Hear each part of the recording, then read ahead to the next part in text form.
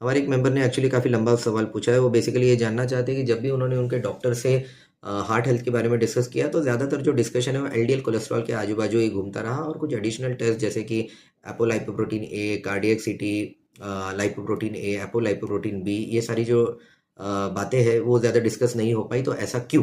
तो सबसे पहले तो मैं बताऊँगा कि ये जो कार्डियक टेस्ट किसके लिए क्या सही होता है, ये पर्सन टू पर्सन बहुत डिफ़र करता है। It all depends upon your overall clinical profile. और आपका एग्जामिनेशन करने के बाद आपके कार्डियोलॉजिस्ट को ये लगा होगा कि शायद एलडीएल कोलेस्ट्रॉल तक का ही जो डिस्कशन है वो आपके लिए अप्रोप्रिएट है आपकी ओवरऑल क्लिनिकल प्रोफाइल के हिसाब से, और इसलिए हो सकता है उन्होंने वही आपके साथ डिस्कस किया। अब ये असली रीज़न क्या है ये तो आपको आपके कार्डियोलॉजिस्ट से ही पूछना पड़ेगा। लेकिन इस चीज़ से रिलेटेड कुछ जनरल इन्फॉर्मेशन मैं अपने ग्रुप मेंबर्स को देना चाहूँगा। सबसे पहले तो ये जो एलडीएल कोलेस्ट्रॉल या बैड कोलेस्ट्रॉल, यूजुअली इसका ही डिस्कशन सबसे ज़्यादा इसीलिए होता है क्योंकि LDL cholesterol is the molecule जिसके बारे में हमारे पास सबसे ज़्यादा, सबसे रोबस्ट और सबसे स्ट्रॉन्ग एविडेंस है हार्ट रिस्क के मामले में। ये जितने भी हमारे इंटरनेशनल साइंटिफिक गाइडलाइंस है वहाँ उसमें, और जो इतनी thousands and thousands of studies हुई है, सब में एलडीएल कोलेस्ट्रॉल का जो रोल है इन कार्डियक डिसीज़ वो बिल्कुल कंक्लूसिवली प्रूवन है। सबसे ज़्यादा, सबसे स्ट्रॉन्ग एविडेंस हमारे पास उसी के बारे में है और इसीलिए मैक्सिमम डिस्कशन उसके बारे में होता है। जो एडिशनल मॉलिक्यूल्स है जैसे लाइपोप्रोटीन ए, एपोलाइपोप्रोटीन बी, हाँ, उनकी वजह से भी हमारा कार्डियक रिस्क बढ़ता है। लेकिन आज की तारीख में जो, जैसे मैंने कहा, साइंटिफिक सबसे ज़्यादा एविडेंस एलडीएल कोलेस्ट्रॉल के बारे में, इसलिए most of the time discussion उसके इर्द-गिर्द घूमता है।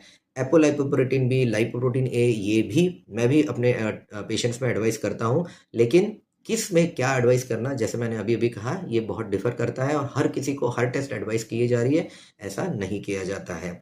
उसी तरह ये जो टेस्ट है जैसे कैल्शियम स्कोरिंग हो गया या सीटी कोरोनरी एंजियोग्राफी हो गया, याद रखिए ये एक तरह के सीटी स्कैन होते हैं जिसमें काफ़ी ज़्यादा रेडिएशन एक्सपोज़र भी होता है। तो इसीलिए इस तरह के टेस्ट को करने के पहले ये असेस करना बहुत ज़रूरी है कि किस व्यक्ति के लिए ये सही में एडवाइजेबल है और किसके लिए ये करने की ज़रूरत नहीं है।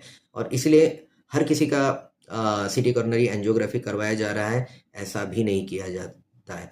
इस तरह के डिसीजन के लिए कि किसके लिए क्या सही है, इसके लिए उस पर्टिकुलर व्यक्ति का प्रॉपर एग्जामिनेशन होना चाहिए। इसको क्या कंप्लेंट है, नहीं है, क्या रिस्क फैक्टर है, दूसरे एसोसिएटेड क्या बीमारियाँ है, ये सारी चीज़ों को असेस करने के बाद ये डिसीजन लिया जाता है कि किस व्यक्ति के लिए कौन सी टेस्ट अप्रोप्रिएट है, किस व्यक्ति के लिए किस तरह का आगे का मैनेजमेंट सही है, और उसके बाद ही उतना ही पर्टिकुलर उस व्यक्ति में ट्रीटमेंट, मैनेजमेंट या इवैल्यूएशन किया जाता है। सारा का सारा नहीं किया जाता है और इसलिए मोस्ट ऑफ द टाइम्स जो डिस्कशन इनके केस में हो सकता है एलडीएल कोलेस्ट्रॉल के आजू-बाजू में रहा।